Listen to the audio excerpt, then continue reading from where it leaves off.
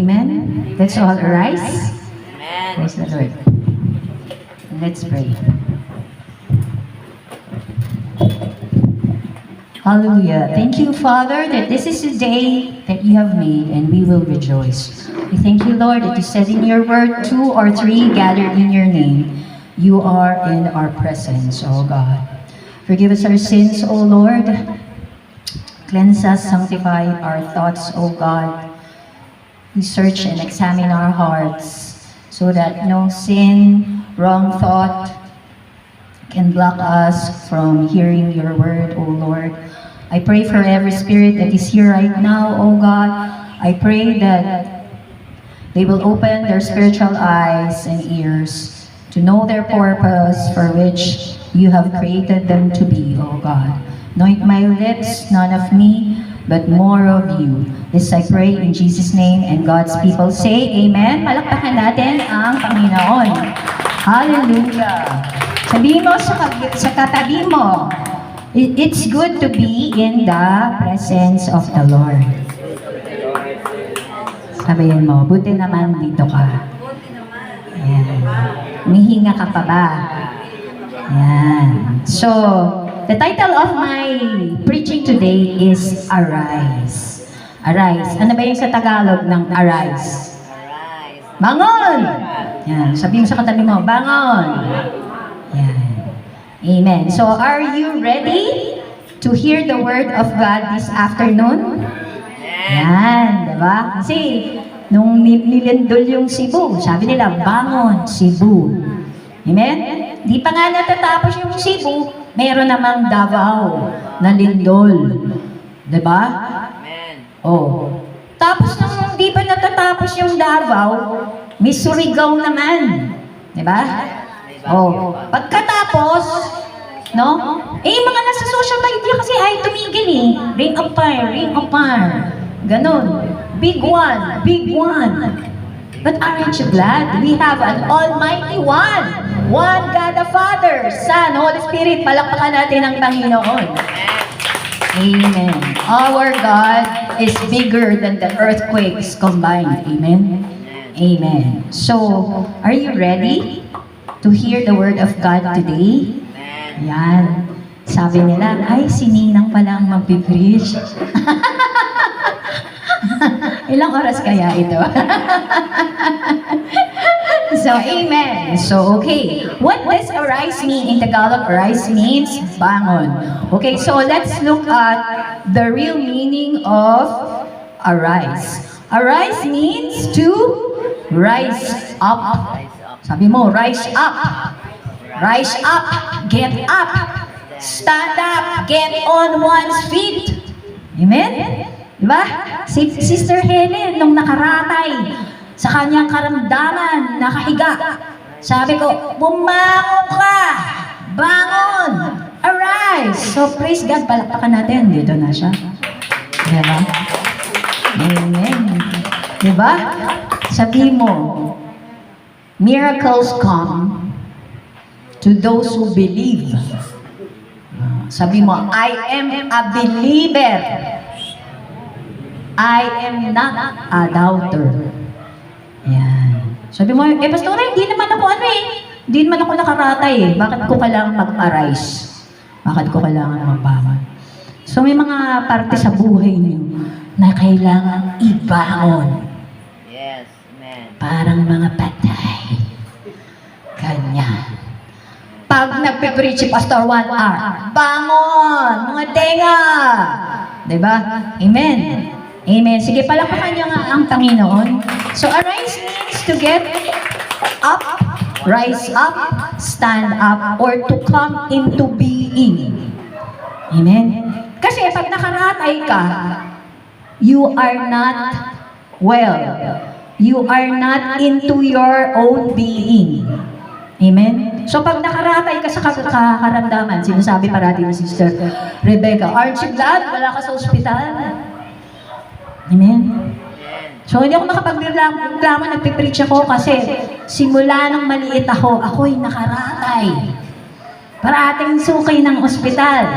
Amen? Pag nakikita ako ng mga doktor, oh, nakangiti na.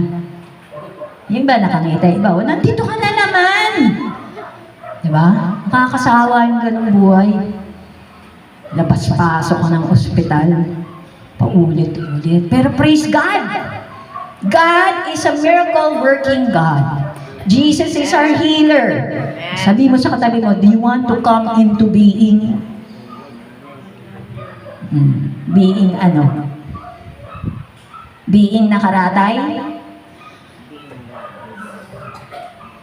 Being fulfilled in what God calls you to be. Amen.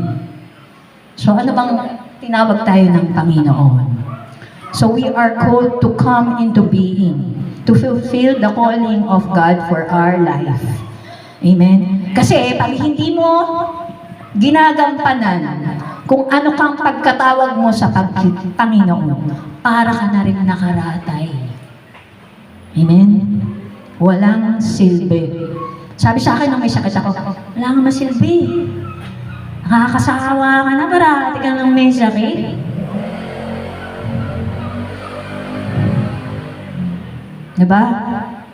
Sabi mo sa sarili mo, hindi ako walang silbi. I am made in the image of God. Sabi mo, I am fearfully and wonderfully made. So to arise and shine may both convey the fact of coming into existence, but rise often stresses gradual growth or ascent. So si Sister Helen, gradual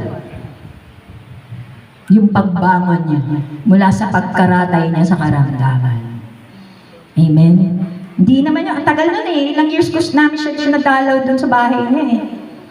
Diba? Katitig lang siya sa akin ganyan pag dinadalaw namin siya ni Sister Mary Jane. Pero ngayon, iba na yung tinititigan na yan. Nagno-notes na siya. Nagno-notes ba kayo? Nagno-notes ka siya kasi ayaw niya nang magkaratay, maratay ulit. Kasi yan ang sandata nyo. Amen? Amen. So, arise of a problem. Kasi yung arise, verbs are action words. Sabi mo, action words. No? Pag sinabing arise, aray, hindi aray. Aray ko, may sakit ako. Aray ko, may wala akong pera. Hindi. So pag sinabi mo, aray, ibahin mo. Sabi mo, arise! Diba? Pagka-aray, masakit ang bulsa mo. Aray, may sakit ka. Sabi mo, arise! Wala akong sakit. Arise! Mayaman ang Panginoon ko. So because arise is a verb that means to arise from a problem, opportunity, situation, or emerge, become apparent to new difficulties. Amen? So what does it mean in the Bible when it says arise? In the Bible, arise means a powerful command. So command, sabihin mo. Utos.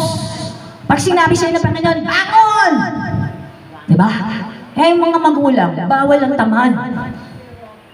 Yan sinasabi, para kanino ka ba bumabangon? Diba?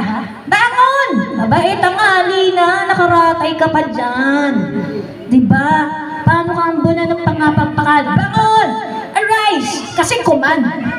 Pag nagbasa kayo ng salita ng Diyos, merong command. Merong promise. Amen? Ay, yung command, importante yun. Kasi utos yun.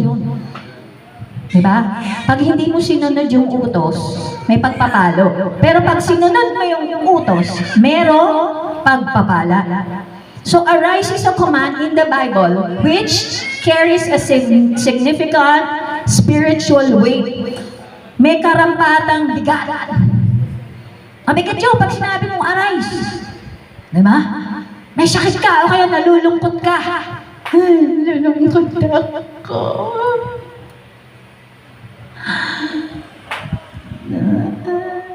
Diba? Buong araw ka naman sa kwarto. Nalulungkot ako. I'm so lonely. Pag-iising ko pa lang sa umaga.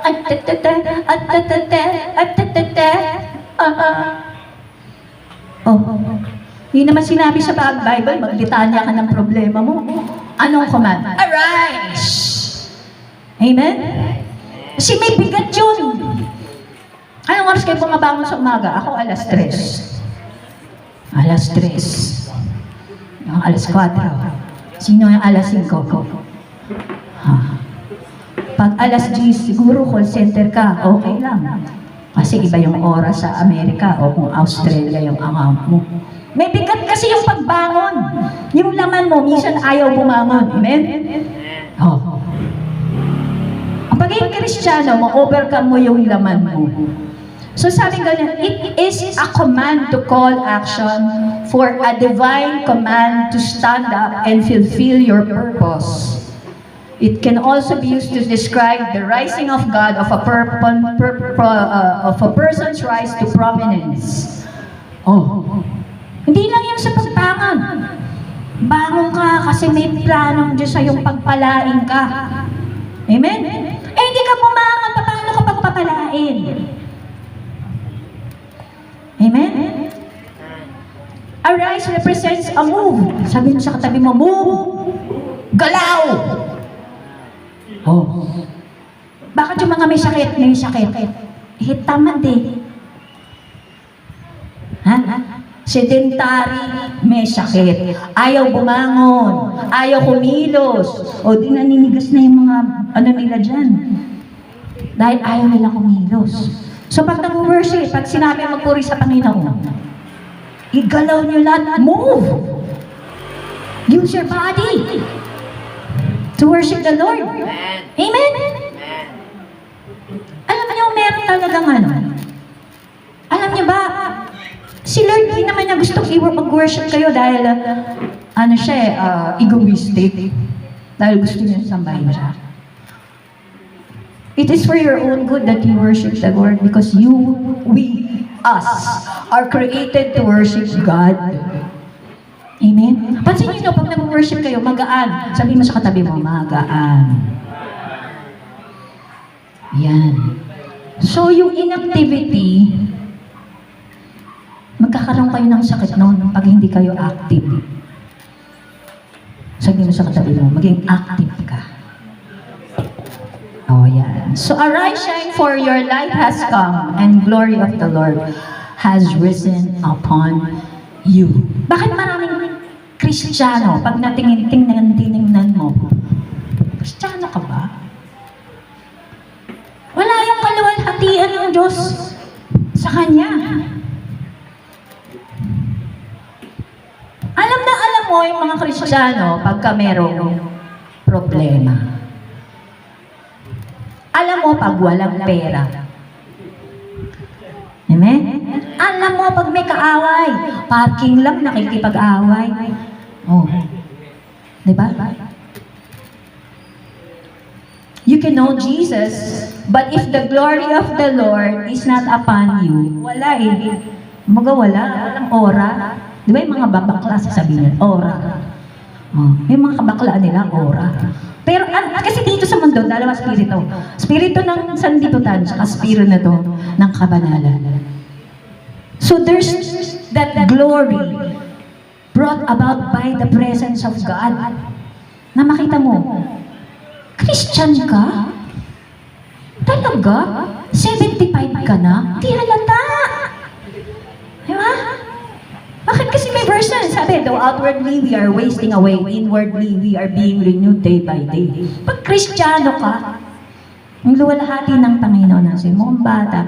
Alam mo, Sister Sarah, parang 15. Oh, 2 na anak. Ganyan yung mga Kristiyano. Tingnan yung kapatid. Ikatabi niyo, mga kapatid niyo. Amen. Praise God. Palakpakan yung Panginoon. So here's a more detailed look of arise. It's a command. It's followed by a specific task or direction in the person that they're directing them to call to action. Para ano? Para ano? Bakit ka mag-arise? Kung gumawa ng kademonyohan, arise na tayo. Arise na tayo kasi dami tayong tragic. Oh, diba? Oh. Anong motivation mo? Bakit ka bumabangon? Bakit ka nag-arise? Bilang Kristiyano, Our motivation is to respond. Sabi mo, respond to the work of the Lord. Gumawa ng mabuti para sa kaharian niya. Amen? Amen. So, arise, shine, for the light has come, and the glory of the Lord is risen upon you. In Isaiah 61, yung binasa kanina ni Brother Hener, no, is used to encourage people to overcome challenge. No, pag pinapabangon ka, kaya mo yan. Kaya sabi pag Kristiyano, overcomer. Sabi mo, overcomer ako. Yan. So ano may mga overcome niya sa buhay niyo? Ha? Eh maghugas lang ng plato, hindi niyo ma-overcome? Ha? Ano pa yung mga ino-overcome dapat? Yung bibig. Marami eh. It's pag-overcome. Sabi ni Sister Rebecca. Amen? Oh, so, context is, in Isaiah 60 kasi, that is the chapter about the restoration and glory of Jerusalem, often seen as a prophecy of the future of God's people. So, what was Jerusalem like in the time of Jesus? Ano ba yung Jerusalem nung panahon ni Jesus? So, Jerusalem in the time of Jesus, in the first century, ayan. So, kasi nandito kayo sa Jerusalem in Jesus Ministry, di ba? Oh, so tanongin, ano ba yung Jerusalem? Naman tayo sa Jerusalem, dito tayo sa Philippines. So, okay na ba? We'll give you a history of ano yung Jerusalem. Ha? Ayaw niya yata eh. Parang ayaw niya, di kayo sumasagot. Ha? So, nung panahon nun, yung Jerusalem daw, city siya, syudad. No? Sentro ng reliyon. May mga malalaking templo. No? Na maraming pilgrim doon, tapos maraming fiesta. No? Divided siya dun sa lower city na mayroong commercial hub, tsaka upper city na mga aristokrata naman ang mga nakatira doon. Na? Ganun daw yung Jerusalem. So, napipicture niya na may commercial. No, may mga kumbaga, may SM. No, tapos dun sa ano naman, sa upper city, mga residential naman ng mga posh na subdivision. Na mga elitista subdivision. Yun yung Jerusalem nung time na yun. So, ang geography niya, no, malapit siya dun sa mountain ng Judea. Strategic siya kasi mahirap siyang i-capture. Tsaka may yung alam niyo kasi yung lungsod nilalagay nila yon dun sa lugar na pagka nagkagera mahirap magkaanohan doon. Mahirap magkasakotehan.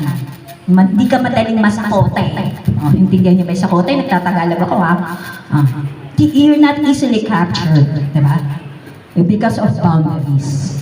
So, importante kasi yun para hindi ka makapture. Kailangan yung situation mo. So, ganun yung Jerusalem. No?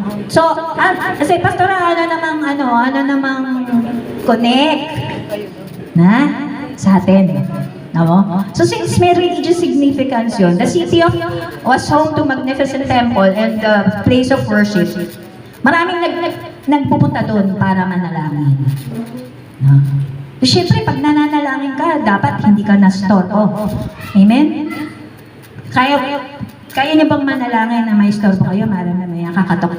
Ding dong, ding dong. Nananalangin ka nga eh, di ba? Shopee. Oh, di ba? Bukas yung cellphone mo, nanalangin ka. Di ba? So sa panahon ngayon, ganun yan. Pag nag-worship ka, dapat punta ka sa lugar na hindi ka kagad mai-istorbo. Makakapaniig mo ang Panginoon. Kayo lang, ikaw lang, at saka ang Panginoon. Amen? Yun. So, yun ganun yung Jerusalem na yun. Place talaga siya ng worship. Okay, so, nabihag kasi siya eh. Pero yung economic activity niya, nagtatrive siya. No? It's a city where it is thriving. Prosperous yung city na yon. No? Tapos ang architectural features niya, sobrang engrande. Maraming magaganda yung mga palasyo, mga teatro. Na, pag pumunta kayo sa BGC, dati ang BGC hindi ganun. Pero ngayon, ang gara ng BGC para ng New York. So, ano nyo na lang, i-imagine nyo yung Jerusalem parang ganun. Ha? Amen? Ay, nakapunta ba kayo BGC? Sino hindi pa nakapunta ng BGC? Google nyo na lang. Makakita nyo kung ano yung BGC. Dati hindi kumukover ako dyan sa Fort Bonifacio. Talaibang pa yan, tsaka ano yan ng mga military nung araw. Pero ngayon, iba na siya. Okay? So, yung Jerusalem, nasira siya. No? Nawasak siya ng mga Babylonia under Nebuchadnezzar. No? So, yung second temple din, nasira din siya during the first Jewish-Roman War. Diba? So, destruction by Babylonians, nasira yung Jerusalem. Diba? So, ngayon, mga tao, nagpe-pray kasi big one. Diba? Kasi ako, pag nasa city ako, tatakot ako kasi, diba? Sa tingin nyo, kung nangyari nun, pwede kaya mangyari ngayon? Sabi ni Pastor, mabuti o masama, Diyos lang ang nakakaalam. Amen? Okay, so yun yung significance of destruction is marked by both significant events. No? Tapos, nung nawala na yung temple, yun yung panahon na nawatak na yung mga Jews. No, nagkaroon sila ng diaspora. Ano ba yung diaspora? Umalis sila doon sa sarili nilang lupain. Diba? Parang yung mga Pilipino ngayon. Diba? Bakit ko sinasabi? Kasi yung mga Pilipino ngayon, parang halos yung iba nasa diaspora. Diba? Ang daming OFW. Pag tinignan mo, yung economy ng Philippines, ang mga bayani, mga modern day heroes, ay mga OFW. Yan, kaya hello po dun sa mga online viewers ng UK. Marami pong OFW yan. Na walang tigil magpadala sa mga pamilya nila. Diba? So yun, so yung mga Jewish people, well, the Roman, during the time that the temple was destroyed, were into diaspora. Nagkahiwalay-hiwalay sila. Amen? So ngayon, sinasabi nila, malapit na raw dumating ang Panginoon. Sabi mo, bakit natin pinag-aaralan? Kasi malapit na may mga senyales na malapit nang dumating ang Panginoon. Kasi sabi sa Bible, pag ang focus ay nasa Israel na, malapit na. Sabi mo sa katabi mo, malapit na. Kaya pag nagpipreach si pastora, tsaka si pastor ng 1 oras, huwag kang matulog. Kasi yung mga tanga, maiiwan. Sabi mo, gusto mo bang maiwan? Di ba pag lindol, di naman nagbibigay ba ng senyales pag lilindol? Bigla na lang lumilindol. Ang tanong ni Sister Rebecca, handa ka ba? Pag nilango ka na ng lupa? So, yun. So, nagkahiwalay sila, tapos na-destroy na yung temple. So, my point is, yung nangyari noon sa templo, tsaka sa Jerusalem, pwede rin mangyari sa atin. Hindi nagugunawin ng Panginoon ang mundo through flood, kasi sinabi naman niya Pero ang labanan na ngayon, isang pindot na lang. Pero the signs are everywhere. Diba? Sabi, pagka nasa Israel na na-focus, ano na ba focus ngayon ng Israel? Diba? Diba, naka-focus tayo parati on Israel? Kung nakikinig kayo ng news. Kaya malapit na. Tapos, there will be wars and rumors of wars, famines, and earthquakes. And then, when the gospel is preached to the ends of the world, and the end will come. Posible bang hindi? Malapit na kasi lahat, imposible nang hindi ka na makarinig ng salita ng Diyos. Tamad ka! Pag hindi mo alam ang salita ng Diyos, buksan mo lang sa cellphone mo, marami nagpipreach. Sabi mo sa katabi mo, arise. Huwag kang tamad. Makinig ka ng salita ng Diyos. Para alam mo paano ka makakatakas sa mga delubyo sa buhay. Amen? So I will not go into the details of where the Jews went, tapos yung exile nila, pero effects ng exile, I wanna talk about. Ano yung epekto ng exile? Nung pinaalis sila dun sa sarili ng lupain, nagkahiwalay-hiwalay sila. Ano yung epekto nun? So ano muna yung exile? Ang exile means the state of being barred from one's native country, typically for political or punitive reasons.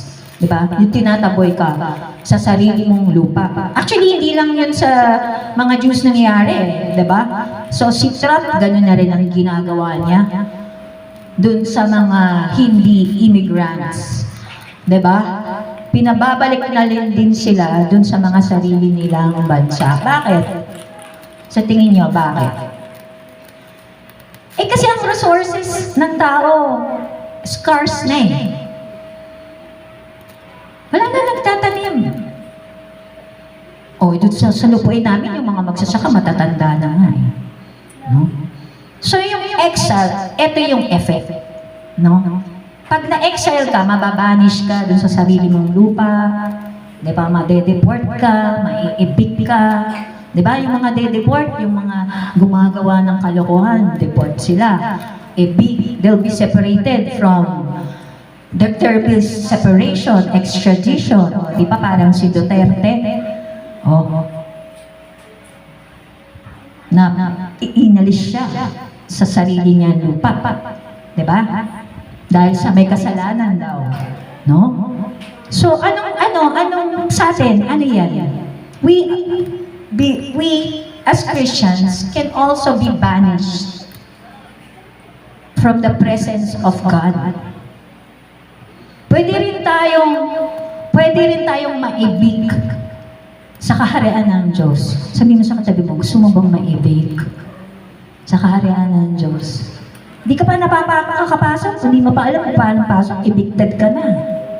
Diba? Yung maibig ka dahil nagre-rent ka, masakit ba yun? Nagre-rent ka? O kasi ako na rin naranasan ko na mag-rent eh, yung pag nag-iisip ka ng pang-upa mo. Paano pa lalo yung ma-evict ka, babanish ka from the presence of God?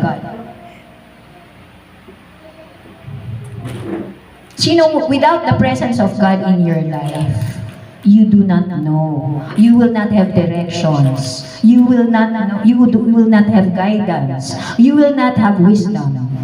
Hindi mo alam kung saan provision manggagaling sa iyo pagka wala ka sa presensya ng Diyos.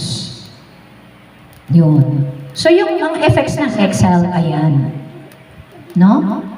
Sobrang masakit yung exile, mabigat yun eh, pagka nabanish ka sa sarili mong lupain. So, kailan ba nag-start yung unang banishment ng tao? Nung si Adan at si Eva nagkasala sa Panginoon. Amen? So ano nangyari nung nagkasala sila? Pinalaya sila dahil sa kasalanan. So, ang lalaki kailangan magbungkal ng lupa. Ang babae kailangan maghirap at manganak dahil sa kasalanan. They were banished from paradise. No? So, yun yung effects ng banishment. No? So, thousands perished from the famine and pestilence, nung nabanish sila, diba? Natural, their husbands robbed their wives and wives their husband. Children would be sent snatching food from the mouths of, ayun, maraming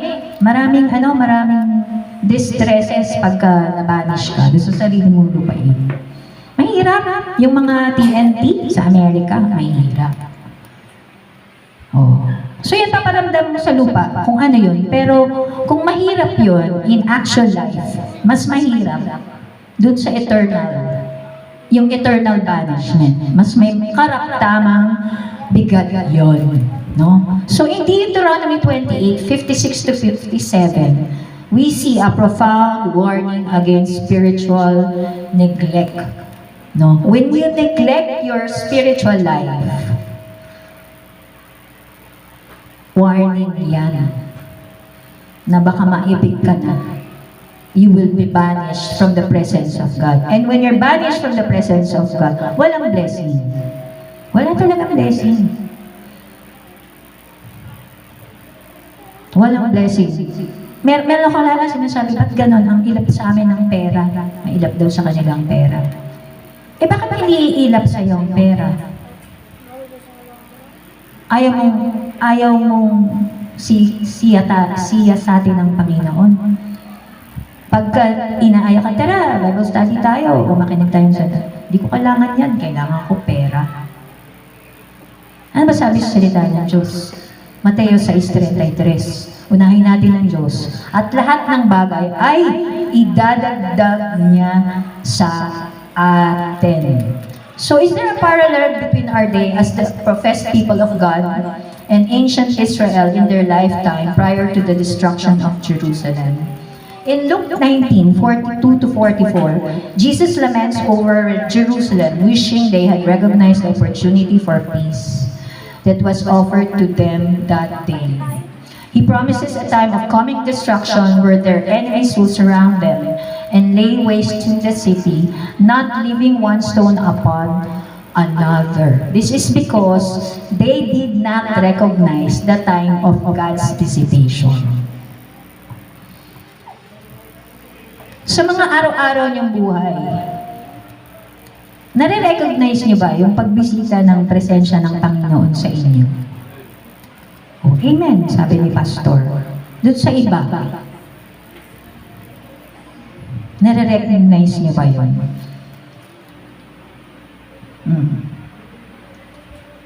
So in Isaiah 48:22, where the Lord declares, there is no peace for the wicked. This verse highlights the idea that a life lived in opposition to God's will result in a lack of true peace. Pansinin mo, yung mga wala sa Panginoon, wala talaga silang kapayapaan. Kahit na gaano karami sila mag-amas ng pera nila, walang kapayapaan. Kasi sabi mo sa katabi mo, no peace for the wicked. Walang kapayapaan dun sa masasama. Kaya nga hinahanap nila sa sanlibutan yung kapayapaan nila. Diba? Kahit kumanta sila ng kapayapaan. Ganon. Walang kapayapaan. Amen? So that consequence of wickedness, no, leads to dissatisfaction and instability. So kahit anong gawin mo, walang kapayapaan. Amen? Dahil merong kasalanan.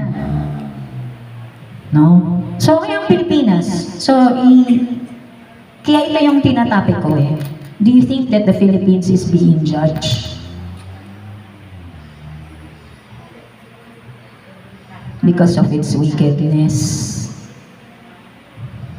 Dami, Kristiyano tayo, we're a Christian nation eh. Dami na nating resources eh. Sa Switzerland nga, walang ganyan, sa Japan, walang mga ganong as resources as ours. Pero tayo, puro marami tayong resources. Eh, bakit ganon? We claim to know God, but do we really know God? We have a form of godliness, pero walang power.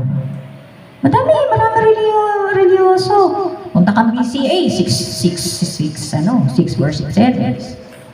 Punta kang Victory, 5 worship service. Kahit saan ka mamilin, dami ng service, hindi ka makakatakas, di ba? Yung mga Katoliko, nagba-Bible study na rin mga friend ko doon. Bakit hanggang ngayon doon pa rin? So what about you? So, huwag na tayong tumingin sa mga politika. Huwag tayong tumingin doon sa mga kasister o kabrother. What about you? Sabi mo sa katabi mo, what about you? Ikaw,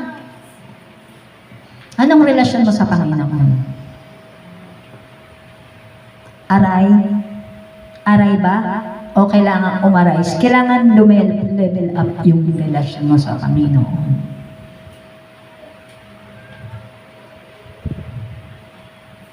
Ako, I must admit, I really have to level up my relationship with God. Si kulang eh. Kulang na nandito lang ako pag Sunday. Kulang. Na pag bumabang ko ng alas 3, may devotion ako, tapos nag-worship pa ako, kulang. Kailangan lumevel up pa ako. Kaya ako, arise 3 a.m. Kasi tahimik. Pag magulo na, hindi ko na, marami na kasing distraction, marami ng iba-ibang spirito gumugulo sa'yo. Hindi mo na alam kung anong kalooban ng Diyos. Saan ba ako ngayon? Wala kang trabaho, hanggang ngayon wala ka pang trabaho. The last time I preached on restoration and destruction. Diba? We need to be restored for us to arise. Kasi si Sister Helen, nung nakaratay siya sa karamdaman niya, she was restored gradually. Pero had not her will to arise from her deathbed, hindi siya ma-restore. Kasi may paghuhukom ng Kasi dalawa yung naghuhukom sa'yo eh, tandaan niya yan.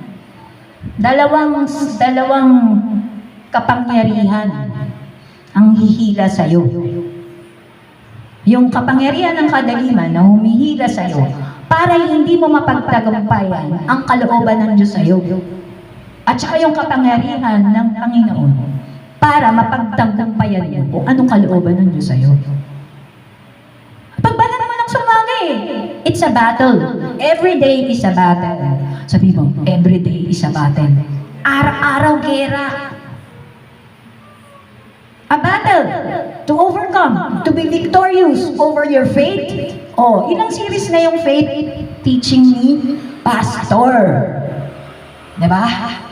But faith without action is dead. You need to be an overcomer over your relationship with God. Una. Manumbalik muna yung relasyon mo sa Panginoon.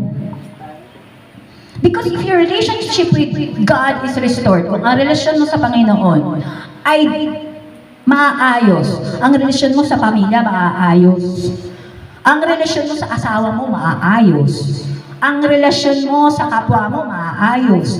So kahit na anong makita mo sa social media, na merong bigwan, may ganyan, may earthquake, merong ganon, Senate hearing, ganyan. You know, I was sharing to Brother Noel, Monday, Sunday, magti-church. Monday to Saturday, walang trabaho.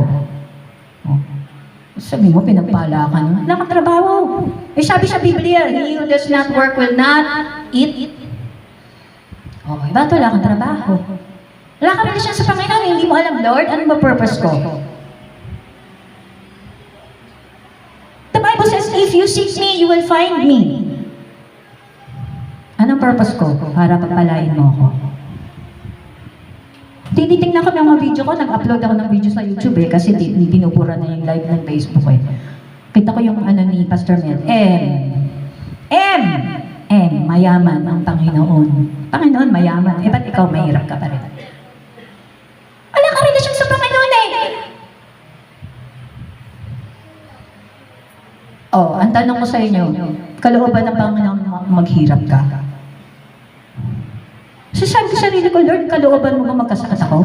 Kalooban mo ba maghirap ako? Hindi kalooban ng Panginoon may sakit ka. Hindi kalooban ng Panginoon may karamdaman ka. Hindi kalooban ng Panginoon malungkot ka. Hindi ka pangalooban ng Panginoon maging boring ka. Hindi ka kalooban ng Panginoon matanga ka, maging bobo ka. Hindi. Bakit? You are fearfully and wonderfully made. I know the thoughts I have for you, says the Lord. Plans to prosper you and give you a future.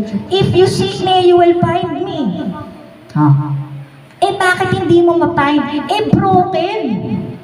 Ang relasyon mo sa Panginoon, sinasabi mo lang, okay kami ni Lord, talaga lang. Tanongin mo sa sarili mo, pag umuwi ka sa bahay, okay ba tayo, Lord? Lord, okay ba tayo? Sa totoo lang, pag tinanong mga Lord, sasagot siya eh. Alam mo ba't di niya naririnig ang Lord? Daldal ka ng daldal eh. Hingi ka nang hingi sa Panginoon, Lord, pero ganito, Lord, ba't ganito, Lord, ganyan. Hindi marinig ang Lord eh. Nakabukas parating Facebook mo sa The Big One, sa Senate hearing. O ano nangyari? Bagsak sa market. Bagsak sa local. Wala silang ginawa kung di bangayan sa Senado. Bagsak ang ekonomiya. Pero dapat hindi tayo bagsak. Mayaman tayo eh. Mayaman Pilipinas. Kaya ngayon ko mas dito eh. Basta kumilos ka lang. Arise, sabihin mo sa tabi mo. Arise, buksan mo yung mata mo. Marami pang papala. Mayaman ang Panginoon. So, is your temple destroyed? Sinisira mo ba yung katawan mo, yung isip mo, yung mata mo? Sabi sa akin ng tagagawa ng salamin, ang cellphone, ganito lang. Tapos ng 30 minutes, 1 hour, tapos na. Para hindi na sumakit ang mata mo. Kung ikaw, bumababad yung mata mo kaka-cellphone mo, bakit hindi mo babad yung mata mo sa salita ng Diyos? Para malaman mo lahat ng pangako ng Diyos. Tsaka yung command na, arise! Diba? So in 1 Corinthians 6:19-20 says that, the sacredness of the body, stating that the temple of the Holy Spirit is our body. We are purchased by a price. So it is called for believers to honor God with their bodies. Kaya arise. So pag tamad ka, you are not honoring God with your body. Amen? Pag hindi mo pinapakain ng katawan mo ng tama, you are not honoring God with your body. Lamon ka ng lamon, aantokin ka. Paano ka magkakaroon ng energy kung magtrabaho? So ako pag nagtatrabaho, fasting. Hard-boiled egg lang kinakain ko para magising ako. Eh kaya kayo inaantok eh. Nandito ko sa church, inaantok ka? Nagpipreach ako. Eh di huwag ka na lang pumunta rito. Amen? Eh paano kasi? Arise. Aray ba o arise? Huwag niyo akong imbitahin dito, tapos matutulog ka lang. Ha? Amen? Hindi ako kumakain pag nagtatrabaho ko. Bakit? Aantokin ako eh. Ang spirit ko, patay. Yung 1 Corinthians 12, if you read 1 Corinthians 12, the gifts of the Holy Spirit, there are spiritual gifts. Every Christian, every believer ka ba? Every believer is given a spiritual gift. Basahin mo, 1 Corinthians 12, there are spiritual gifts. Gifts of faith, gifts of healing, discerning and distinguishing between spirit. Di ako makain. Para pagkaharap ko yung ganito, ay, may sapi ito. Alam ko, padala ng demonyo sa buhay ko to. Eh ano, lamurero, kakain ka na kaya. Diyan ay padala ng demonyo sa'yo. Kasi ang Diyos may plano sa'yo, pero ang demonyo may plano rin. Amen? Ano plano ng demonyo? Destroy. Destroy alin? Unang-una, ikaw. Ang relasyon sa Panginoon. Pangalawa, destroy. Pamilya mo. Pamilya mo. O sunod, kayamanan mo. Abilidad mo, gumawa ng kayamanan. O bakit? Diba sabi sa Deuteronomy 8:18, remember the Lord your God, for it is He who gives you the ability to produce wealth. Eh, lamon ka ng lamon. Hindi kain, lamon. Diba? O, so di nanto ka. Hindi ka nga makatrabaho. Amen? Hello, do you still love me? So we should respect our bodies. Kasi isa lang to eh. I'm 61. Pastora, ilang taon ko na? Pastora, Loretta.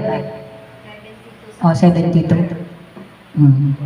Tanungin mo yan kung anong kinakain mga damo-damo niyan. Bakit 72? Amen? So if you read the Bible, in Leviticus 11, there is clean and unclean food. Sabi nila Old Testament yun. Old Testament, New Testament, hindi nilagay ni Lord yan. For a purpose. Ibig sabihin, Old Testament yan, di mo babasahin? Di mo basahin, nandiyan ang Genesis in the beginning. God created, di mo yung babasahin? Babasahin mo lahat yun, may purpose yun, binigay ng Panginoon doon. Oh, sabi mo sa Lord, okay ba ako, Lord? Sabi sa'yo na, Lord, hindi ako okay, Angelica, pokrita ka. Oh, right. Alright. Oh. So, sinabi ni Lord, ganyan ka. Alright, Lord. Oh, arise, magbago ka. Sabi mo, arise versus arise. Aray pagkasalanan. Arise pagka gusto mo nang magbago. Amen? Amen. Amen. Okay, believers are not their own. We are not independent. Hindi ka pwedeng maging independent. Sabi mo, hindi ko kaya, walang Diyos. We belong to God. Either you belong to God or you belong to Satan. Dalawa lang yan. Hindi ka kakamping, BBM, yellow, red, ganon. Walang ganon. Dalawa lang. Either you belong to God or you belong to Satan. Amen? Oh, hindi nang pakialaman ng mga nasa Senado. Dalawa lang di klase doon. Pabayaan mo na yan, hanggang di ka senador, huwag ka na makinig niyan. Babad mo yung salita, babad mo yung utak mo, mata mo, tainga mo, salita ng Diyos. Kasi malapit na. Nagdililindol na nga eh. Diba? Amen? So you were bought with a price. Binili ka sa... Tinubos ka eh.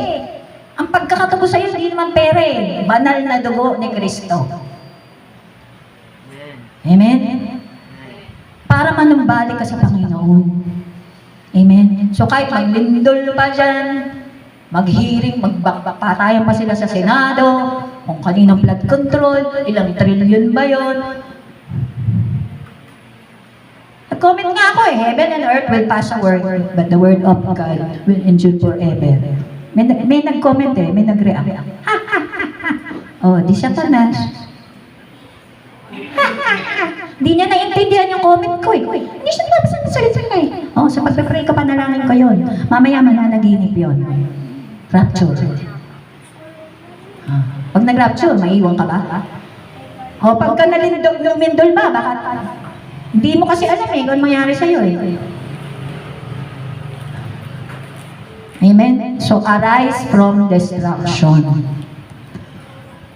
Sabi mo sa katabi mo, arise from destruction. Ang flood control lang bang may distraction? O yan sa tabi mo, nagbabadya ang distraction. Araw-araw, nagpapadala si Satanas ng mga pana. Teka. Ito si magandang pamilya nito, wawa sa akin ko nga. Ito, maraming pera to. Tuwa ko nga ito lumustay. Ito, to eh. Sabi mo, arise from destruction. So what caused the destruction? In our Christian life, what causes destruction? Oppression. Sige, manood kayo ng YouTube, tsaka hearing. Pag hindi maya-maya, oppress ka na dyan. Maya-maya, may kilala nga ako, puro politika pinapakinggan niya eh. Sabi ko, di ba, huwag na natin pag-usapan politika eh, kasi nagtatrabaho ko eh. Mabubuti ba buhay mo, kakapapakinggan mo yung mga politiko? Oppression, rulers and authorities, they were oppressed under the rule and destruction of the Babylonians. O, di ba? Yung mga authorities, dalawa lang yan. Yung mga leaders natin, dalawa lang din. Anak ng Diyos o anak ng demonyo. That is why, as Christians, what is your calling? What is our calling? Our calling is to pray for those who are in authority. Amen? Pag-pray niyo yung presidente niyo. Pag-pray niyo yung barangay captain niyo. Hello? Pag-pray niyo yung congressman niyo, konsihal niyo. Hello?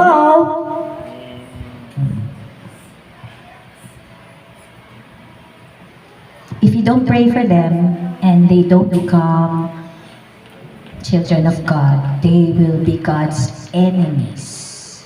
And they will oppress us. They will impose more taxes to us. Oh, sabi sa akin, nagtatax ka? Oo, sa BIR. Sa BIR lang, ubus na yung tax ko eh. Ha? Wala ang tira. Ha? Paano ba ako magtatax? Pag kumita ako, tax na ng BIR. Oh. Oh, tapos mamamasahe pa ako, magbabayad pa ako kay Brother Noel, o kaya kay Brother Oliver. Oh. Tapos hindi bibili. Oh, magbabayad pa ako dun sa doktor, tapos di ko masasara. Oh, tapos pag nag-grocery ka, may VAT. Diba? O bakit ngayon lang ba yan? Basahin niyo yung Biblia niyo. O, Google niyo. Leaders who impose taxes and heavy burden on their people. Ngayon lang ba yan? Matagal na yan, sir, ma'am. O, saan ang gagawin mo? Anong gagawin mo? Kaya dapat arise. Saliksikin mo yung salita ng Diyos. Para alam mo, agad mo, bigyan ka ng wisdom. Diba? Sabi, he who does not, what's that verse Bible say, if you need wisdom, should ask God, who gives abundantly to those who ask. Amen? So in our times, corruption is still eminent, poverty is everywhere, immorality is evident. Matagal na yan. Panahon pa ng mga kings. Kasi noon dati, mga propeta, the prophets ruled the land. Oh, but kasi sabi na, no, we wanted a king. So they instilled upon judges and kings. Kaya nagkaroon ng mga ganyan. Pero noon, matagal na yan. Kasi may kasalanan. Hanggang nandito ka sa sanlibutan because the God of this age is Satan. Sinong Diyos dito sa sanlibutan? Si Satanas. Hindi yung DDS, hindi si BBM. Si Satanas. For our struggle is not flesh and blood, but against principalities of wickedness in the heavenly places. Sinasapian sila. Tanong mo sa katabi mo, ikaw, nung sumasapi sa'yo, sinasapian ka pa o pinapuspos?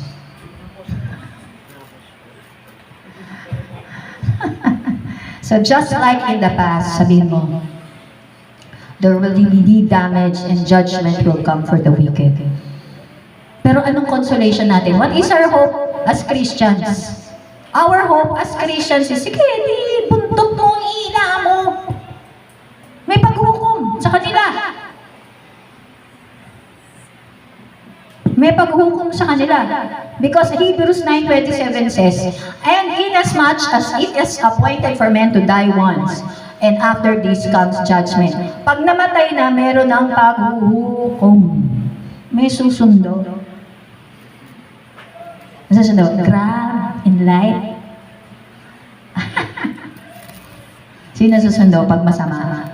O, so tanong mo sa katabi mo, alam mo ba kung ano masusundo sa iyo? Kilala mo ba kung sino susundo sa iyo? Sure ka ba kung sino susundo sa iyo pag namatay ka? So there is only one lawgiver and judge, one who is able to save and destroy. But who you judge your neighbor? O, ano ibig sabihin yan? Isa lang yung dakilang hukom at mambabatas. Siya lang ang may kapangyarihang magligtas at magwasak. Pero ikaw, sino ka maghusga sa kapwa mo? Hindi ko kailangan ng opinion nyo. Kung ilang trillion pa minakaw ng mga diskaya or ilang bilyon lang paki. Kasi sabi sa Corinthians 1:6, you don't realize that someday The believers will judge the world. And since you are going to judge the world, can you not decide even these little things among yourselves? Ikaw na mo makialam doon. Dito ka na muna. Dito ka muna sa pamilya mo. Maging peacemaker ka muna dyan. Amen? Restore mo muna yung pamilya mo bago ka makialam doon sa Senate. Amen?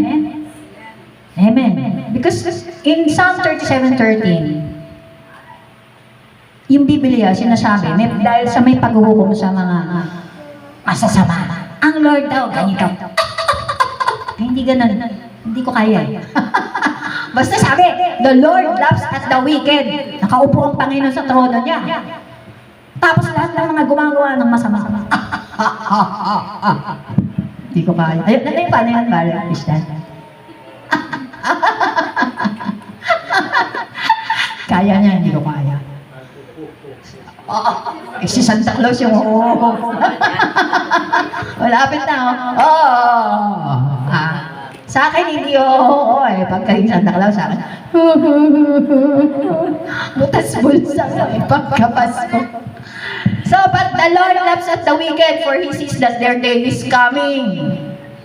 No? God will not tolerate their evil actions. So, it just reminds us that there is divine justice for those who do wrong. Sabi mo, may divine justice. Kung dito sa Pilipinas, sabi nila walang justice. Meron, iba, pero iba wala. Justice. Diba? Pero there is divine justice. Sabi mo sa katabi mo, divine justice. Amen? So, arise from judgment.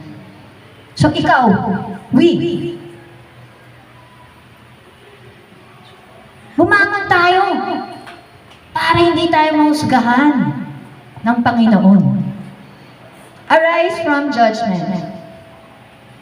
So, judgment must begin with yourself. Sa'yo muna. Diba? Amen? Kasi, paano mo uhusgahan yung kapwa mo ikaw nga, hindi mo nga matingnan yung sarili mo Sabi dito, Why do you look at the speck of your brother's eye, but you do not notice the log that is in your eye? Yung puwing muna sa mata mo. Yung muta mo muna ng kalkalin mo, bago mo tingnan yung muta ko. Diba? Pokrito ka Hindi ka nga hindi ka nga naglamos, hindi ka pa nga nag-toothbrush, bad breath ka, tapos ako sasabihin mo. Bad breath ka! Tapos ako sasabihin mo. Diba? Kasi marami dyan magaling Pero hindi yung pagtinignan yung sarili nila tingnan, di ba? Amen? Amen. Sa tanong mo sarili mo, ako ba yun? Tanong sarili mo, ako ba yun? Sapagkat hahatulan kayo ng Diyos ayon sa paghatol ninyo sa iba, at susukatin kayo ayon sa panukat na ginagamit ninyo sa iba. Bakit mo pinapansin ang puwing sa mata ng iyong kapatid, ngunit hindi mo naman pinapansin ang trosong nasa mata mo? Paano mo masasabi sa iyong kapatid, halika nga, alisin ko puwing ng mata mo? Kayo, troso pala. Paano nagkaroon ng troso yung mata? Sobra, no? Sabi, mapagkunwari ka, alisin mo muna yung nasa mata mo. Bago ka nga mag-judger. Ka muna judger. We will be judged individually. Sabi mo, the Lord will judge me. Sabi mo, the Lord will judge me. Amen? So, for we must all appear before the judgment seat of Christ, so that each one may be recompensed for the deeds they have done, whether good or bad. Hanap tayo lahat sa Panginoon. Kung ano mabuti o masama ginawa natin. Amen? Amen. Alam ng Lord, pupunta ka rito para kung may pera ka lang or wala. Alam ng Lord, pagka pupunta ka rito kasi magbebenta ka lang ng insurance. Wala akong magbebentahan dito. Diba? Alam ng Lord, anong purpose mo? Bakit ka nandito? Diba? Good or bad, sabi sasalain na yan. Diba? Sasalain lahat yung mga gawa mo. Anong motibo mo? Ba't ginagawa mo mabuti? Ginagawa mo mabuti kasi may makukuha ka. Diba? Pero gumagawa ka ng mabuti para wala kang makuha, mas okay yun. Amen? Sapagkat tayo lahat haharap sa Panginoon, mabuti o masama. Amen? Hanggang nabubuhay tayo sa katawang ito, haharap tayo sa Panginoon. Sapagkat ang masama ay hindi mana ng kaharian ng Diyos. For do you not know that the unrighteous will not inherit the kingdom of God? Do not deceive, neither fornicator. Anong fornicator? May nagsisex marito, hindi pa kasal. Online. Wala rito sa amin na nagsisex, hindi pa kasal. Wala rito eh. I can say, palakpakan yung Panginoon. Pero sa online, fornicator, ikaw. Sex outside marriage is a sin, and the wages of sin is death. You cannot enter the kingdom of God. Do not be deceived. Idolater. Namulod ka sa Diyos-Diyosan. Mga idol mo. SB, ano yan? Ano? SB, ano? 21, 22.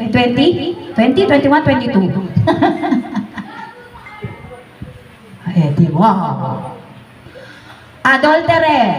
May asawa na, nag-aasawa pa. Si Aida, si Lorna, bading, bakla, tomboy, suring, LGBT. Ayun nakalagay, Unang Korinto, 6, siya hanggang 10. Homosexuals will not enter the kingdom of God. Di ako nagsabi noon. Unang Korinto, 6, siya hanggang 10. Mga magnanakaw, hindi rin makakapasok sa kalyetan ng Diyos. Mga lasinggero, mga extortionist. Alam niya na pag naghihiring sila, pareho lang naman sila doon. Hello. Tanong ko, kung doon kayo, naging DE kayo, hawak niyo yung flood control project, hindi niyo gagawin yon? Minum kayo Sprite. Huwag niya silang husgahan. Huwag nakakita na kayong pera. Alam niyo ang acid test ng character, hindi umuupo ka dyan, ayun yung salita niyo Diyos, ang acid test ng character, pera.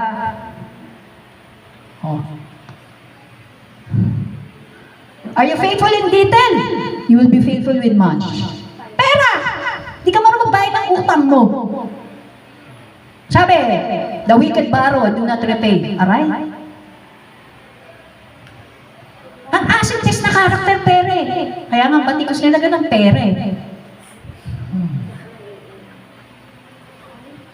Palakpakan niya naman ng Panginoon. Ang tahimik niya.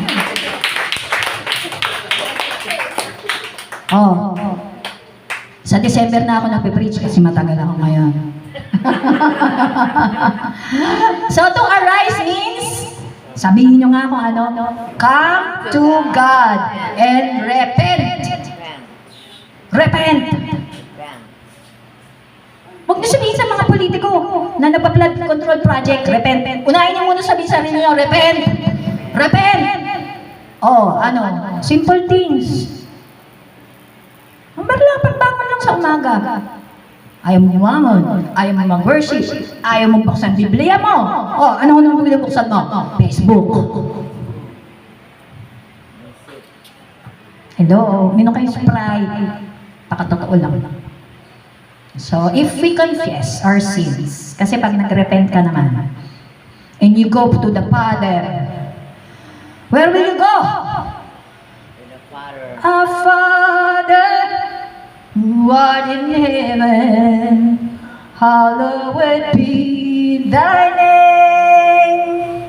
Our Father, hear us from heaven, forgive our sins and pray.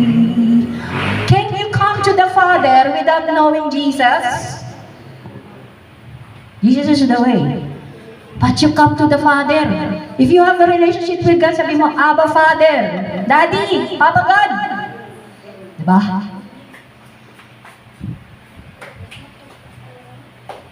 I am sorry.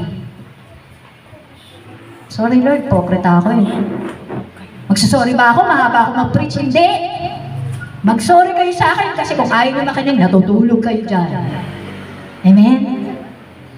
The Bible says in 1 John 1:9, if you confess your sins, He is faithful and just to forgive you and purify you sa lahat ng karumihan nyo, sa lahat ng katiwalian nyo, sa lahat ng pagkukulang nyo, papatawarin niya kayo. Yung tao, hindi kayo papatawarin. Lalo na yung mga hindi nakakakalala sa Lord. Amen? Meron nga dyan, nakulong na eh. Pinalaya na eh. Tapos di pa magpatawad. Ang kapal ng mukha, di ba? Sa makapag-akusa. Oh.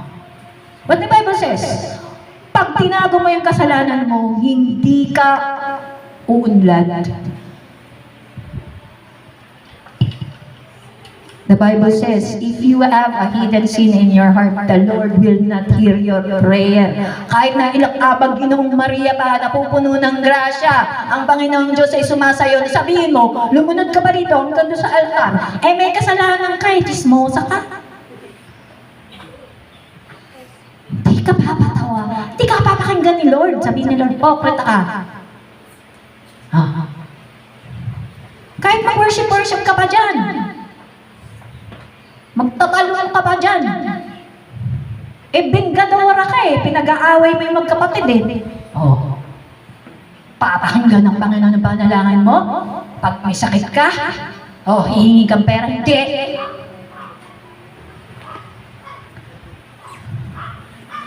Alam niyo yung mga pastor? Pastor, mabait Yung kung ano lang na gustong tenga niyo, pakinggan niyo. Kaya ako, kahit di na ako mag-preach, huwag niyo ako papipreach. Hindi niyo magugustuhan yung sinasabi ko. Yung mga sa online. Bakit kayo nasa online? Pwede bakit kayo sa online, pero mahanap lang yung fellowship niyo. Kasi fellowship niyo, somebody there will love you. Somebody there will help you. Somebody there will encourage you. Mayayakap ba kita sa online? Ha? Pero yan, okay yan. Makinig ka online. Pero you have to be in fellowship. Ako, kontento ba ako dito sa fellowship? Hindi Maraming fellowship. Bakit? The Holy Spirit is a powerful Holy Spirit. No, hindi lang siya ito lang. Kasabi-sabi mo sa katabi mo, repent! Repent! So kung hindi ka pa nababaptismohan ng banal na Espiritu Santo, malabo ang paglakad mo sa Panginoon. Acts 2:38 says, repent and be baptized, every one of you, in the name of Jesus Christ for the forgiveness of sins, and you will receive the gift of the Holy Spirit. Ang regalo ng banal na Espiritu Santo. Ang Pilipinas, Christian nation, kilala nila ang Jesus. Wala silang Holy Spirit. Meron sila Spirit ni Ginebra, tsaka Spirit ni San Miguel. Amen?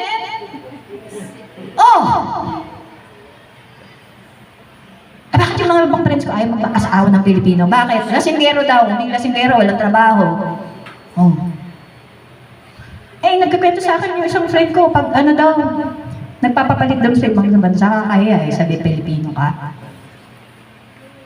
Ayaw nang palit ng pera mo. Christian nation tayo. Tagalog na lang para hindi na makakaintindihan ng mga banyaga. Walang banal na Espiritu Santo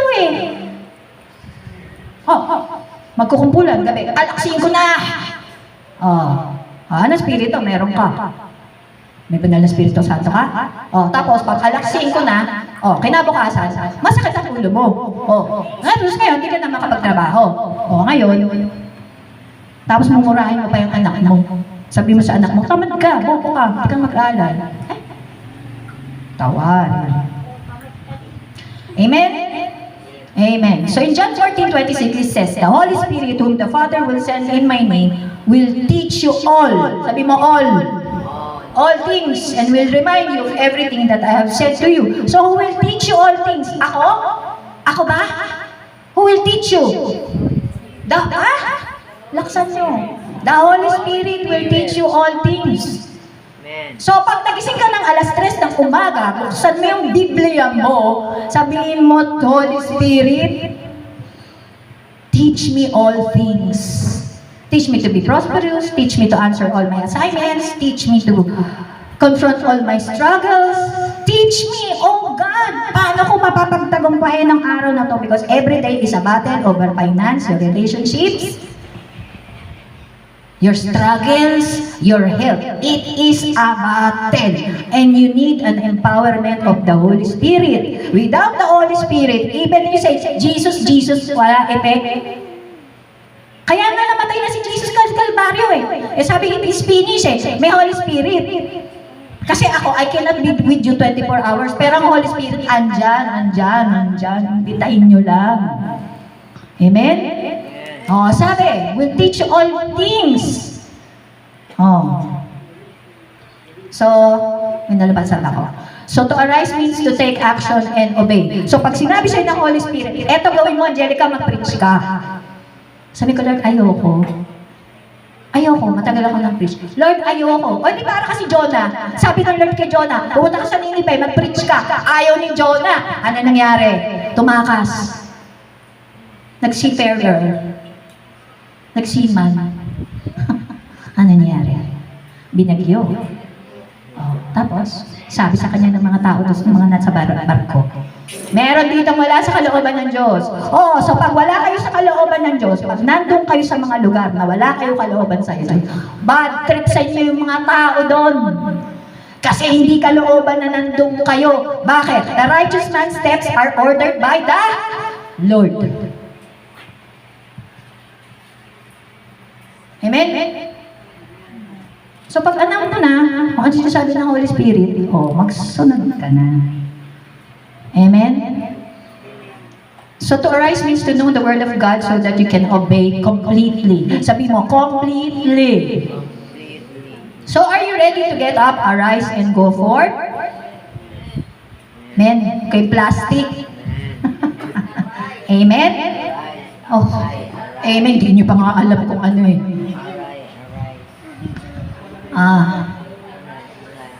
Arise. Sabihin mo sa sarili mo. Tawagin mo yung sarili mo, Angelica, arise. Mangka. Huwag mo na pag-pray yung magpapost ka pa sa timeline mo. Bangon, Cebu, hello. Sarili mo nga, hindi mo pa nga mabangon sa karehirapan eh. Tsaka sa katamaran, pag-pray mo pa yung Cebu. Diba? So let us pray. Tayo magpe-pray dito. Amen. So gusto niyo mag-pray? Amen. Kasi magko-communion pa tayo eh. Amen. So yung communion, merong healing sa communion. Pag may sakit kayo, kahit mag-isa mag-communion kayo. Amen. So let us pray. So without the Holy Spirit, you cannot arise. So may I ask everyone to stand up? And you will receive power and the Holy Spirit comes upon you. And you will be my witnesses in Jerusalem, in Judea, in Samaria, to the ends of the earth. Amen. Dada po, tatanggapin ninyo ang kapangyarihan pagdating sa inyo ng Espiritu Santo at kayo magiging mga saksi ko sa Jerusalem, Judea, Samaria, at hanggang sa kauli-uliang hangganan ng lupa. Amen. May I ask the worship team to please come forward. Amen. So all eyes closed, all heads bowed down, walang titingin sa kanan, walang titingin sa kaliwa, taas ang kamay ng gustong magkaroon ng kapangyarihan at mapuspos ng Espiritu Santo. No? Ngayon kung ayaw nyo, huwag kayong magtaas ng kamay. Kung gusto nyo mapuspos ng kasit ng sanlibutan, huwag na kayong magtaas ng kamay. Pero kung gusto nyo mapuspos ng kapangyarihan ng banal na Espiritu Santo, dalawang kamay taas sa Panginoon while we sing. Let's sing and ask the Holy Spirit to fill us. Hallelujah. Praise Jesus. Hallelujah. Heavenly Father, I pray for the congregation, oh God. I pray, oh God, I thank you, Lord, that the word says that the word of God is active and living. I thank you, Lord, that we'll seal by the blood of Jesus all the words I have spoken today, oh God. Seal it, oh God, that the enemy will not snatch it from their hearts and mind. And then it will arise and come forth and be empowered by your most holy presence.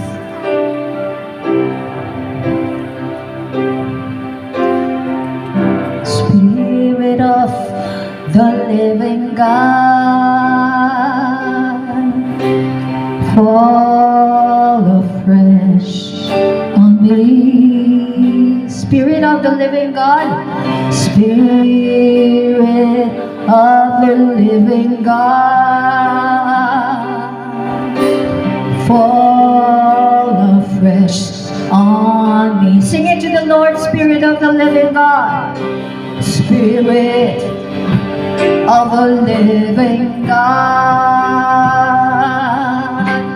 fall afresh on me. Spirit of the living, Spirit of the living God, fall afresh on me. Melt me, mold me, fill me, use me. Spirit of the living God, fall afresh on me.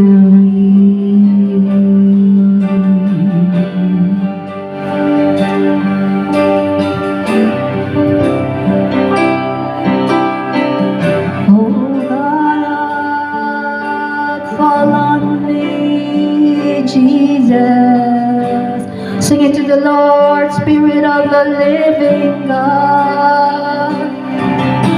Spirit of the living God,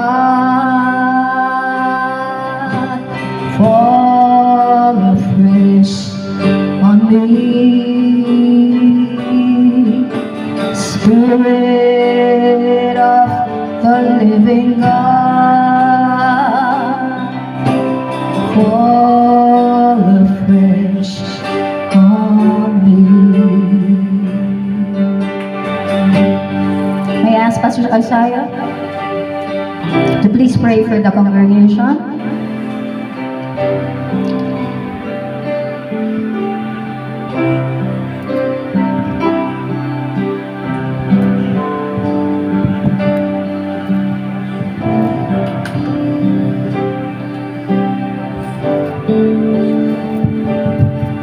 We will now proceed to our Holy Communion.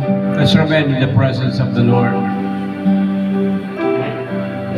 We have heard the Word of God. It's a challenge for each and every one of us to arise and take action for whatever God is calling us to do.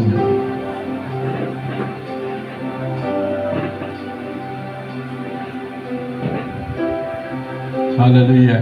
Hallelujah. Praise the Lord. Praise the Lord. May I call on the ushers to distribute the bread and the fruit of the vine. Praise the Lord. Let's remain in the presence of the Lord. Remain in prayer.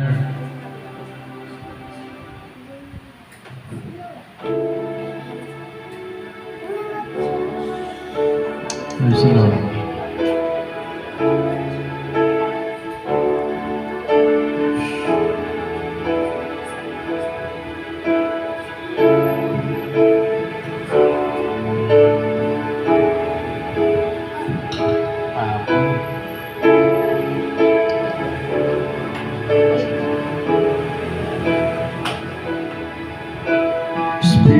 Spirit of the living God, fall afresh on me. Spirit of the living God, fall afresh on me. Break me, melt me, mold me, use me, O Spirit of the living God, fall afresh on me.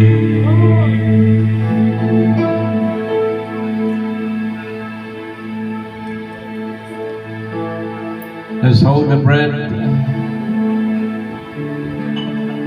The bread symbolizing the broken body of our Lord Jesus Christ when He gave His life on the cross of Calvary to redeem us from the curse of sin,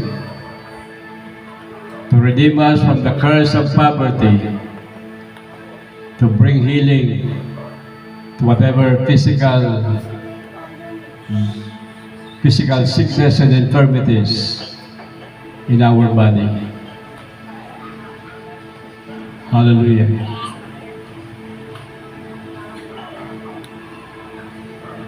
The Word of God says, "For I received from the Lord that which I also delivered unto you, that the Lord Jesus on the same night in which He was betrayed took bread.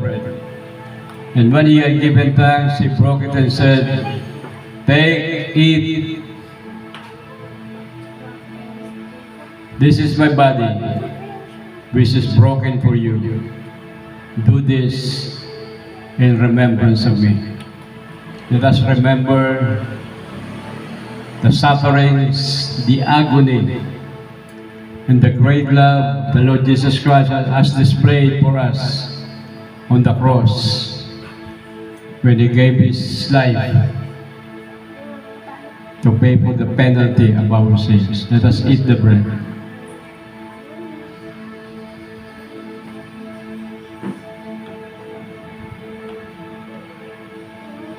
Hallelujah.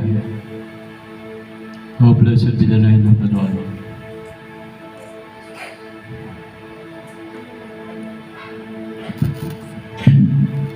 In the same manner, He also took the cup after supper, saying, This cup is the new covenant in my blood. This do as often as you drink it in remembrance of me. For as often as you eat this bread and drink this cup, you proclaim the Lord's death until He comes. The fruit of the vine symbolizing the blood of the Lord Jesus Christ. For the Bible says, without the shedding of the blood, there is no remission of sins. In Him we have redemption through His blood. The blood of Jesus Christ shed on the cross of Calvary was for the redemption of our spiritual well-being. Let us drink the cup.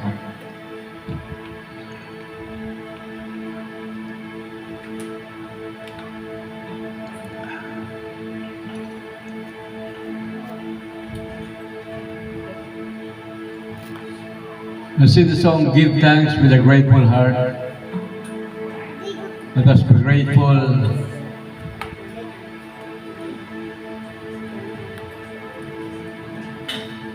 the finished work of Christ on the cross of Calvary gave us assurance that our sins can be forgiven, that we will receive eternal life, that an entrance for us into the eternal kingdom of God will be provided for each and every one of us. We just need to arise and shine, for the glory of the Lord has come. Give thanks with a grateful heart. Let's lift up our hands to the Lord, to the Holy One. Give thanks because it's given Jesus Christ, His Son. Give thanks with a grateful heart. Give thanks to the Holy One. Give thanks because it's given Jesus Christ, His Son. And now, let the weak say, declare it, I'm strong, let the poor say I am rich because of what the Lord has done for us. And now, let the weak say I am strong. Say I am rich because of what the Lord has done for us. Give thanks. We give thanks.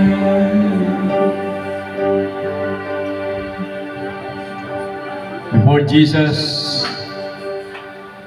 was nailed on the cross, He gave His disciples the assurance, even after His resurrection from the dead, He will be going back to the Father. But He said, I will not leave you orphans, and I will pray the Father, and He will send you the Holy Spirit. The Holy Spirit is our advocate, our comforter, our helper, the one whom God has provided to get alongside with us, to help us in our infirmities, to give us the power to be witnesses of the glorious gospel of the Lord Jesus Christ.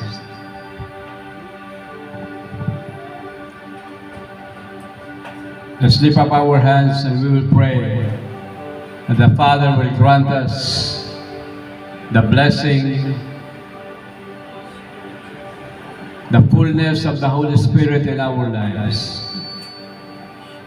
The Bible says, do not get drunk with wine, wherein there is debauchery, but be filled with the Holy Spirit. If you want to be filled with the Holy Spirit, just lift up your hands and ask God and believe God that the Holy Spirit will come into your life.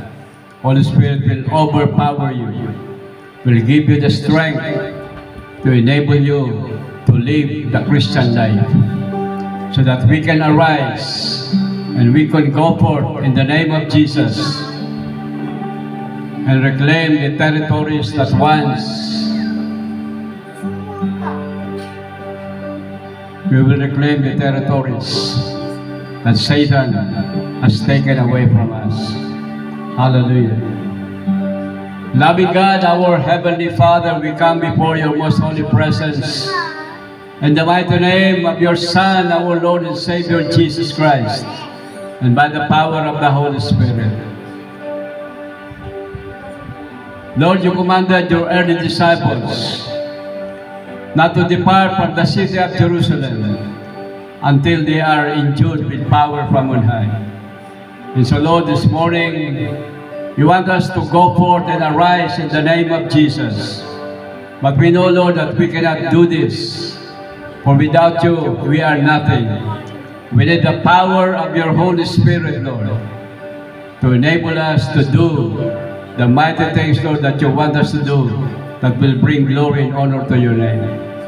And so, Lord, this afternoon, this evening, I pray that you will impart the power of your Holy Spirit to each and every one of us, Lord, who is hungry, who is hungering and thirsting for the empowerment of your Holy Spirit.